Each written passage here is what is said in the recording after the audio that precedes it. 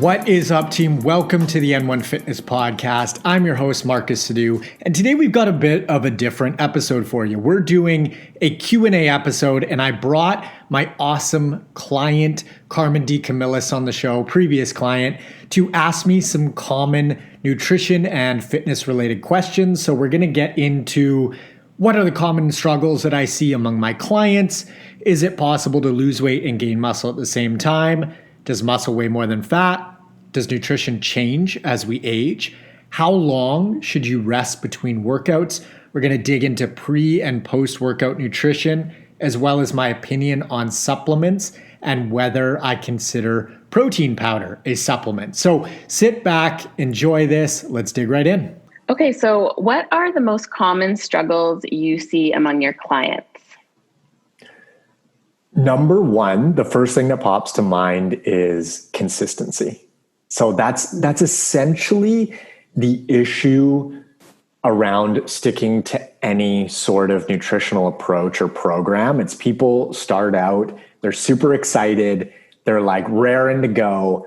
They get awesome results in the first week or two, maybe 3, perhaps even a month.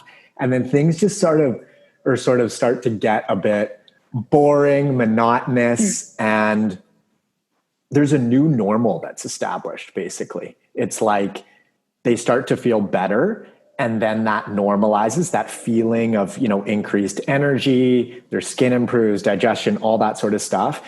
That normalizes, that becomes the new normal, and then it becomes almost harder to motivate yourself to stick to that program or whatever nutritional approach that you're taking moving forward. And so it just becomes a consistency issue where somebody finds it, boredom might even kick in, and then they fall off track. It's a slippery slope. They haven't implemented those habits.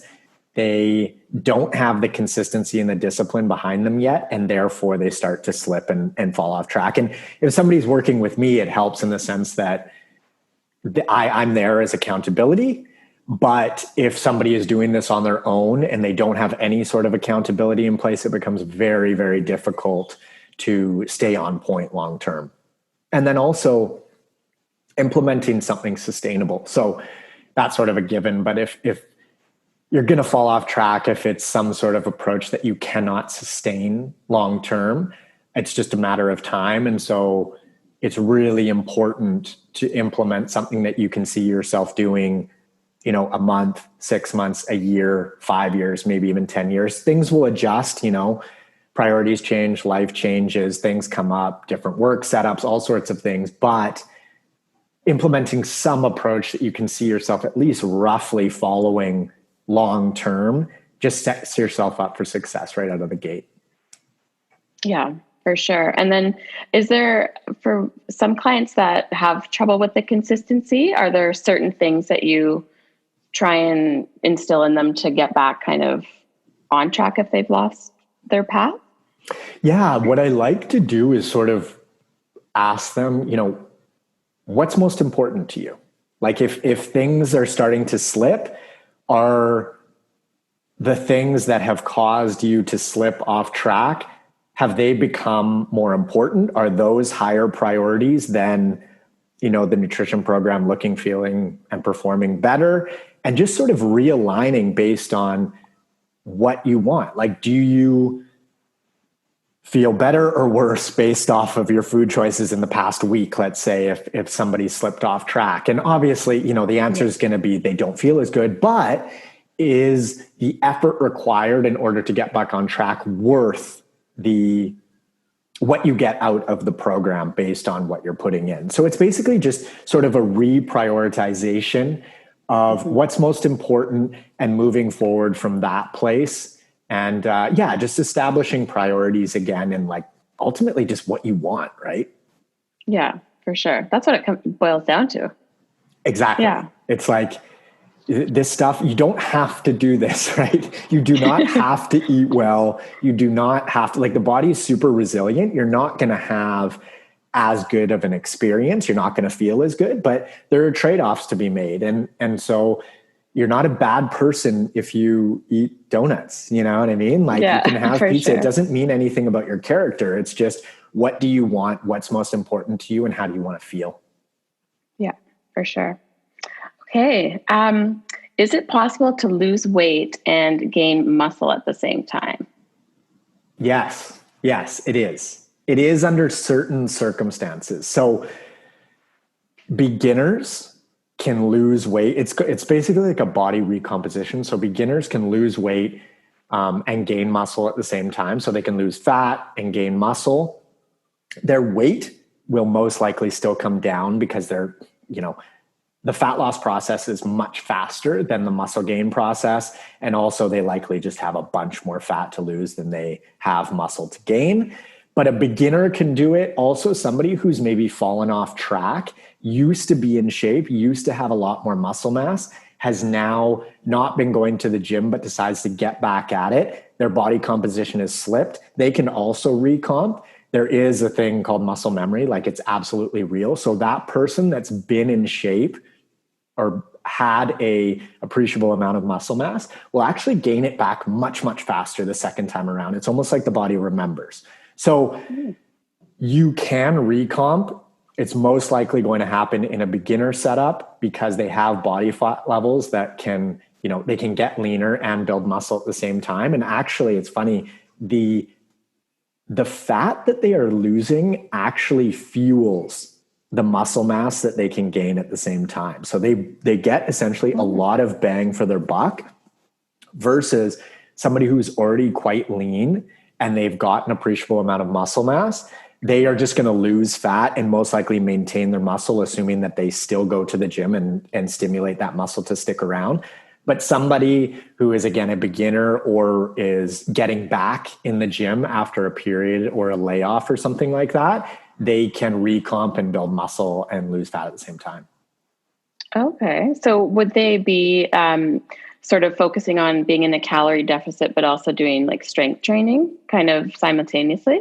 Exactly. Like you have to have the strength training component there if you want to build muscle. So the diet would handle the fat loss aspect, movement as well. If they want to do cardio or something like that, as long as they're in a calorie deficit, then the fat that they're burning can actually fuel some muscle gain, but they have to have the weight training component there in order to build that muscle. So you can't just eat well and build muscle just by like walking or living your day-to-day life. Yeah, you have to have that stimulus. And then also as you are losing fat, let's say you wanted to get leaner, Karmen, you wanted to maintain your muscle, you would still have to go to the gym in order to maintain that muscle, because if you don't use it, you lose it.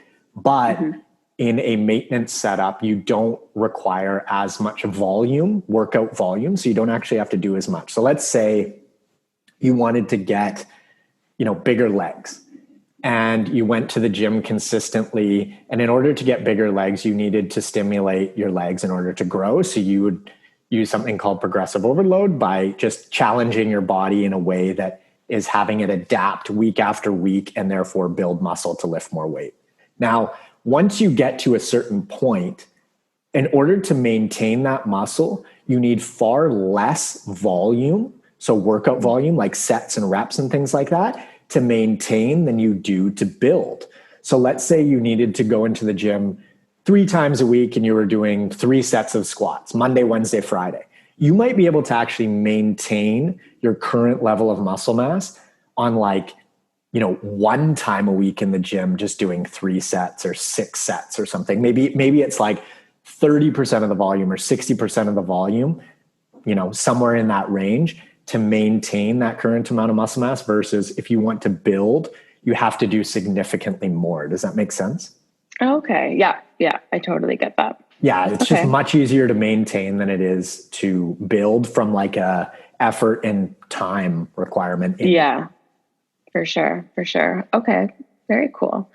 Okay. Is it true that muscle weighs more than fat? And can you just clear that whole thing up? Yeah. So muscle and fat weigh the same. So like, even if it was, I use the analogy of a pound of feathers and a pound of cement, they both weigh a pound, but the volume is significantly different. So fat is a little bit more fluffy and it takes up more space. Muscle is more dense. So basically, a pound of muscle will look significantly different than a pound of fat, but they both weigh a pound, of course, right? A pound is a pound.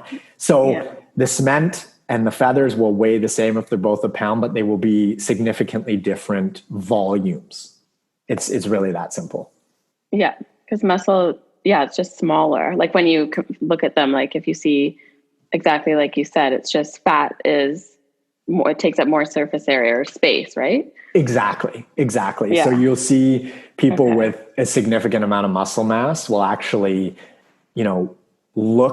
it's harder to judge their weight, right? Because somebody who's like 200 pounds at 5'10" with, X amount, 30% body fat is going to look significantly different than somebody 5'10", 200 pounds with 10% body fat.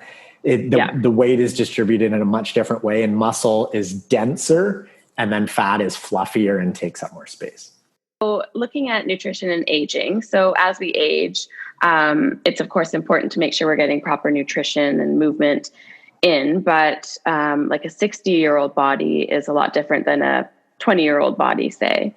So what would you say would be the most important factors to consider with regards to nutrition as we sort of age and get older?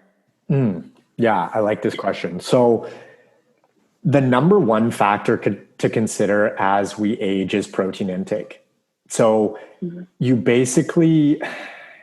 need to consume more protein as you age, because something called the protein synthetic response sort of degrades as we age. So you need more protein to stimulate something called protein synthesis. It's not really important what that is, but basically just to maintain your muscle, to carry your muscle and maintain it. So one of the most common aspects of somebody aging and getting sick is loss of muscle mass.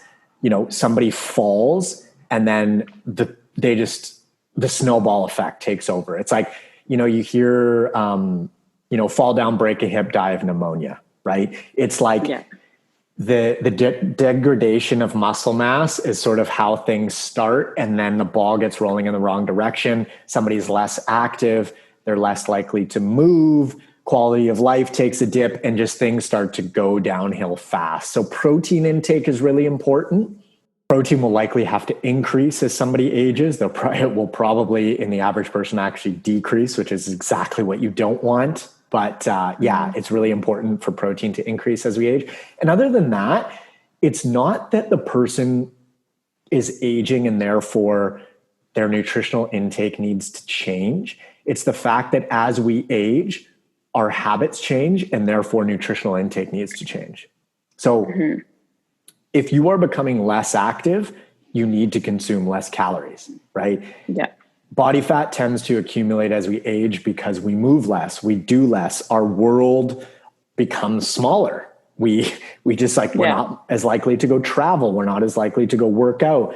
We sort of have this thing where it's like, oh no, I can't, help my friend move because I'm of a certain age and I don't want to hurt my back or whatever. It's a lot of it is mentality stuff. And so if you can sort of allow yourself to not get old per se as you age, then you're going to be doing yourselves a lot of favors on just the health front in general. Protein intake on the nutrition front, and then just habit-based stuff. Continue to do what you've been doing via movement, sleep, stress management, all that stuff. And you should age pretty gracefully. Okay. That's good to know. I'm not 60, but I feel like, I want to be prepared. I feel 60. Yeah. Some days. Right. Okay. That's awesome. Okay. So you sort of mentioned getting movement in. So I know with your clients, you really encourage to get 10,000 steps in a day, which I came to love, I have to say. I try and do it still every day. It's just the best. But I just want to know from you, so why are you so passionate about, having your clients get that daily step count in? And if your clients want to take sort of a rest day, or just they're giving their body a break, would you still expect them to get in those 10,000 steps on that day? Okay, so I'll address the second question first. No, like you could totally take say you want to get your steps in Monday through Saturday and then have like a super chill Sunday, just like chill on the couch. As long as you hit your total step goal for the week. So let's say it's 10,000 steps per day. If you hit 70K steps for the week, it doesn't really matter how it's distributed necessarily.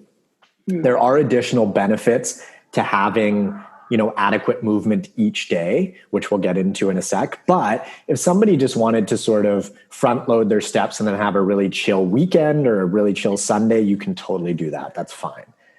It's just like nutrition, right? If you wanted to have a few days, if you want to go Monday through Thursday or Monday through Friday where you eat significantly less, you can create more room for your weekend where you're more likely to go out to brunch and have dinners and maybe a few bevies. You can totally do that. You can accommodate that. And then over the course of the week, as long as your intake adds up and we're in the right spot, you're golden. Now, as far as why I'm so passionate about the steps, walking is typically significantly better for fat loss than workouts are. Walking, I have a whole, podcasts on this that people can go check out, but it just is more effective from a fat loss perspective, burning calories perspective, also light exposure. So letting your body know what time of day it is at the appropriate time via the eye, light goes into your eye. It tells your body clock what time of day it is. That really helps with general sense of well-being, mood, all that sort of stuff, as well as sleep.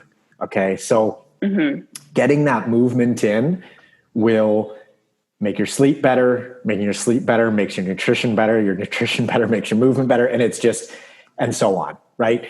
Yeah. And then also stress management, like going for a walk works wonders for stress management. Being outside works wonders for stress management. So I really like walks as far as just taking a minute for yourself, like going out in nature, even exercising your eyes via different distances. If you've been staring at a computer screen that's 2 feet away from your face for 8 hours, like get outside and like go for a walk. You've been living in a little bit of a cage for the last 8 hours. So like get out and move your body, get the blood flowing, lymph flow, all that sort of stuff is really important. A lot of people do their best thinking when they're on a walk, or it gives them time to like contemplate, or, it's a form of meditation in a sense too. So it's really, really beneficial on that front as well. And then coming back to the fat loss piece, one thing that people overlook when it comes to workouts versus walking is that when you're walking, you're not eating. And when you are gearing up for a walk, you're probably not going to have a massive meal before that because you want to be able to walk without like a stitch in your belly. Walking then has an awesome appetite regulating effect. So you're probably not going to be like starving after you come in from a walk. So you're also moving for that entire time. It's really going to trickle into the rest of your day and set you up for success versus something like a workout that's like this concentrated hour. By all means, workout, love workouts. They're great for you. But I just look at prioritizing walking before workouts, and workouts are more of a bonus. Walking is like a baseline movement, sort of human must to thrive. Yeah. Okay. So how you try and get obviously your steps in every day, and then how many like bonus workouts would you say you do in sort of a week? Right now I'm doing 4. So I go to the gym about 4 times a week. And I just recently scaled that back. But regardless of what's going on, I make sure that I get my steps in. And it also depends where you're at. Like workouts, for me are just second nature at this point, just like walks are probably second nature for you. And workouts probably are too, because you've been at this a while. If you're somebody that's listening to this that hasn't had that be second nature yet, or you're getting into it, prioritize the steps first, because I think that you're going to get more bang for your buck that way. And then if you want to get the workouts in on top of that, amazing. But get those baseline steps because they're going to set you up for success on the nutrition and sleep front more so than the workouts, in my opinion. Okay, for sure. And so speaking of workouts, how long, if people are doing say 4 or 5 workouts a week, how long should people rest in between those workouts, or should they be consecutive? Like, what do you think about that? It depends on where someone's starting. So if they're just getting into the gym, you want to be sure that you scale properly, meaning you don't want to go from 0 workouts a week to, 5 workouts a week. That is an awesome recipe to get injured. So if you're doing no workouts, start with 2. Do like 2 full body sessions kind of thing. Let your body adapt to that, because after that first session, you're going to be super sore. And then you want to probably give yourself, maybe you do a Monday and a Thursday. So you have 2 days between that initial session, and then you have Friday to Sunday to recover, and then you get back at it Monday again. So you can gauge it with soreness, but it does depend on sort of where you are, and just make sure that you scale appropriately. Somebody who goes to the gym 5 days per week most likely doesn't get super sore because their body is adapted to that. Now, if you're going to the gym consistently 5 days a week, you need to schedule what are called deloads. But this is quite rare just because most people don't go to the gym all that consistently. What happens is they start going to the gym, then they might go for like a month, maybe 2, then they get sick, and then their body sort of deloads for them. So basically a deload is just a break from the gym, and their body deloads for them because they're sick. They don't go to the gym for a week, and then they get back at it, right? So if you're staying very consistent, you're actually structuring your programming, and you really want to progress in the best way possible, you need to deload and actually structure time off. So you can think about it like every weekend you have 2 days off from work, right? You feel recharged, and then you get back at it Monday.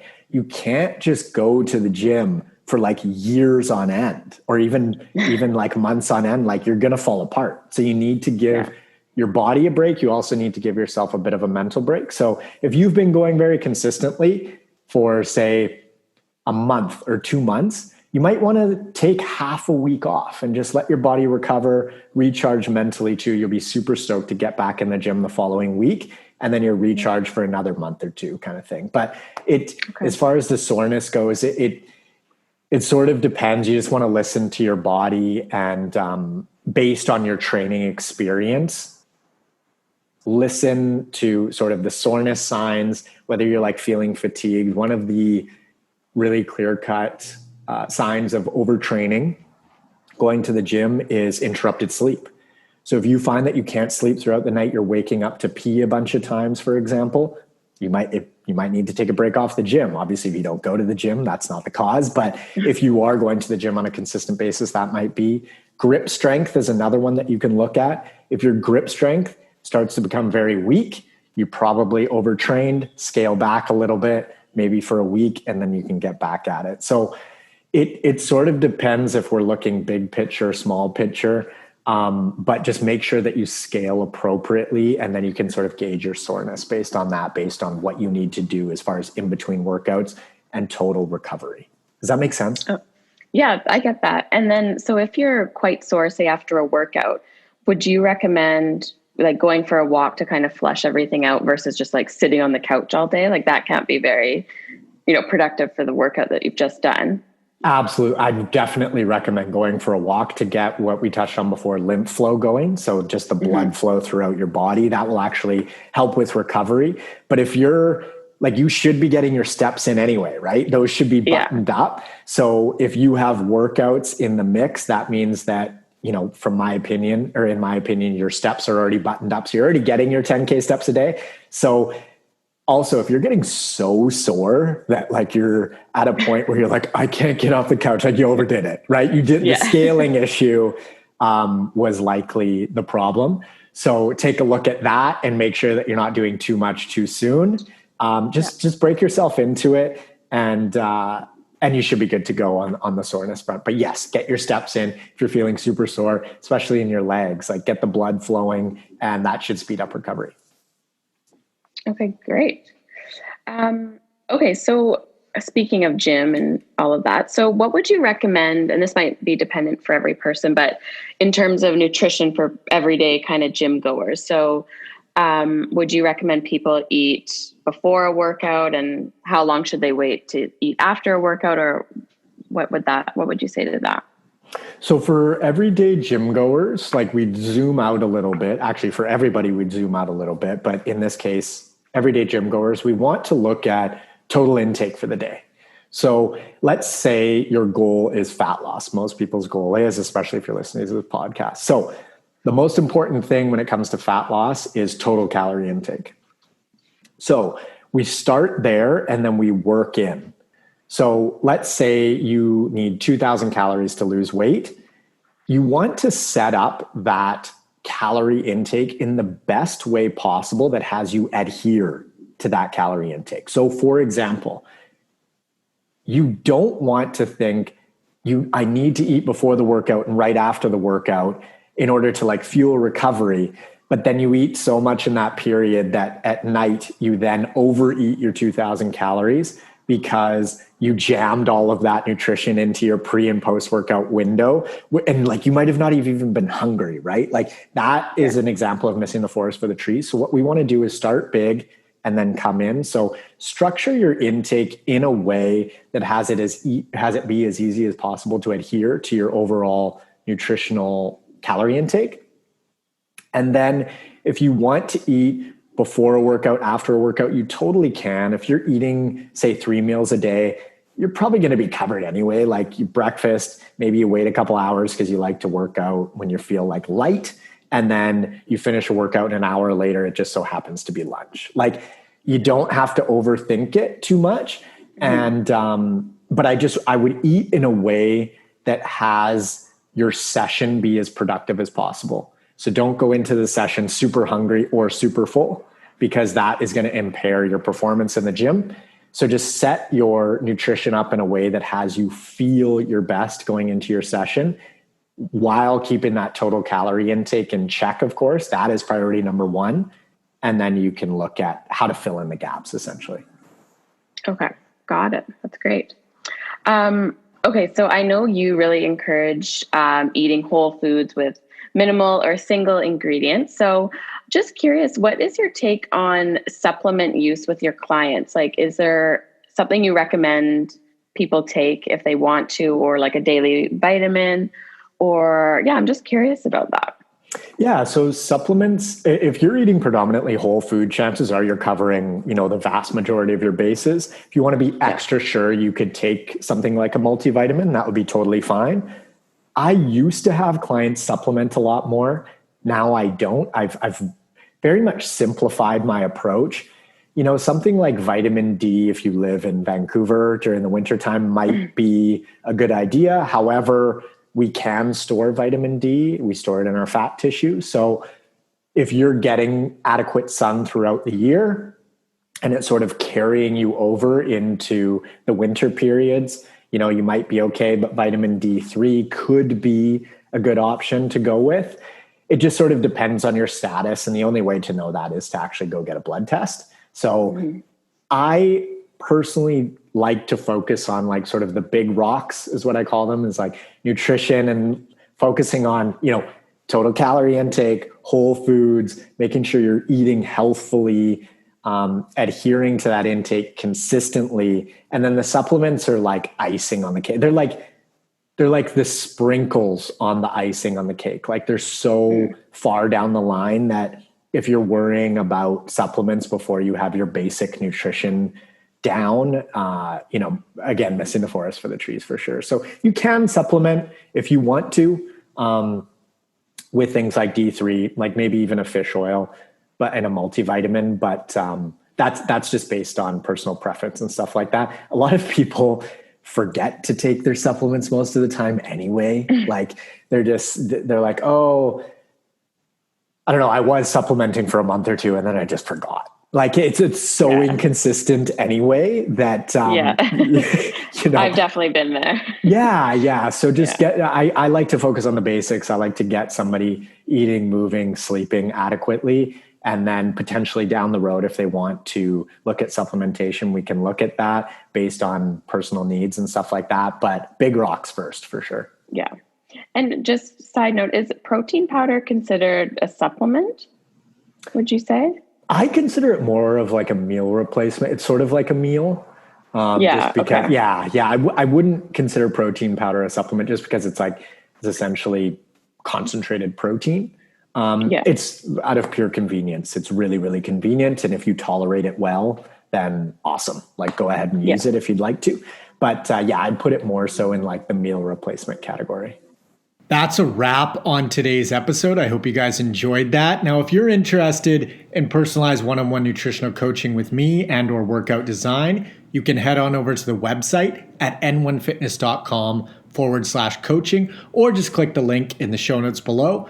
Follow me up on Instagram at N1Fitness and friend me on Facebook at Marcus Sadu. And then lastly, be sure to subscribe on whatever platform you're listening to this episode on.